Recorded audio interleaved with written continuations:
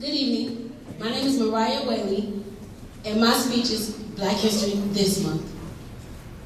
Black history is about remembering what the African American race had to go through in order for this generation today to have what they have. It's also to express gratitude for what has been said. It's to celebrate the ones who came before us, and also to remember the African American dream. Now to start off, 1948 was the beginning of the Civil Rights Movement, when Truman signed Executive Order 9981, which gave equal rights.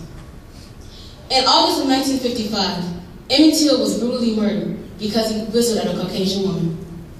In December of the same year, Rosa Parks was arrested because she did not give up her seat on the bus. In 1957, 9 African American students enrolled into Central High School, which is an all-white school in Little Rock, Arkansas. In 1962, James Meredith was the first African American to enroll in the University of Mississippi. A big year in Black history is 1963. To start off, April 16th was the day that Martin Luther King was arrested in jail during anti-segregation protests in Birmingham, Alabama. And then, on April 28, 1963, a glorious day in Black history. It was the day Martin Luther King gave his famous "I Have a Dream" speech at the Lincoln Memorial in Washington, D.C. And then, in May of that same year, during protests, Eugene Conner uses fire hoses and police dogs during these different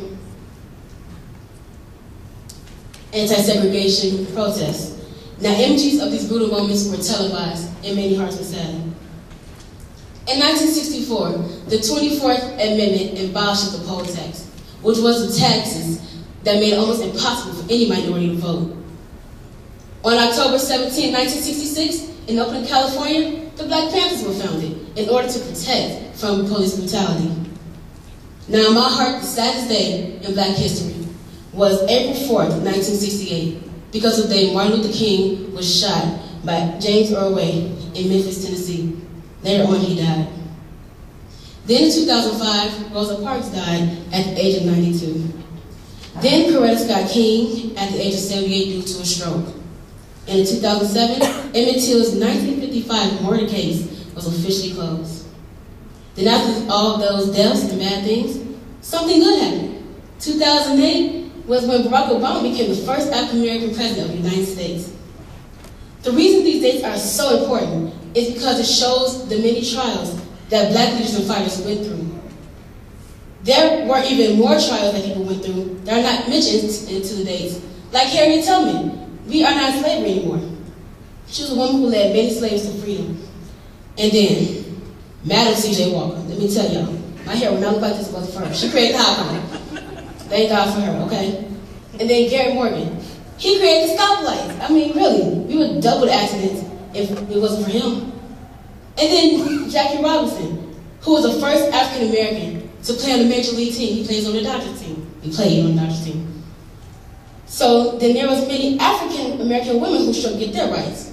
There was Gwendolyn Brooks, Maya Angelou, 2 amazing poets. And then there was Oprah Winfrey. She had her own talk show. Different leaders went through these many trials so that the African American race today can celebrate the dreams for the ones that were set before us. Some of the ones whom we are living the dream are like Harriet Tubman, of course, with non-slavery, and Michael Jackson, with being able to be open with music. The dream of the fighters and leaders of the Civil Rights Movement is to have peace among all cultures, races, and colors. Also, the dream of the leaders and fighters of the Civil Rights Movement is that we all will have equal rights. In my opinion, there are some African Americans that are not representing themselves well. However, there are many who use their freedom in a positive way.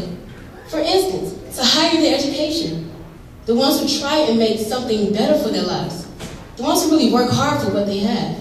And to base off of Martin Luther King's "I Have a Dream" speech and Barack Obama, we are living the African American dream.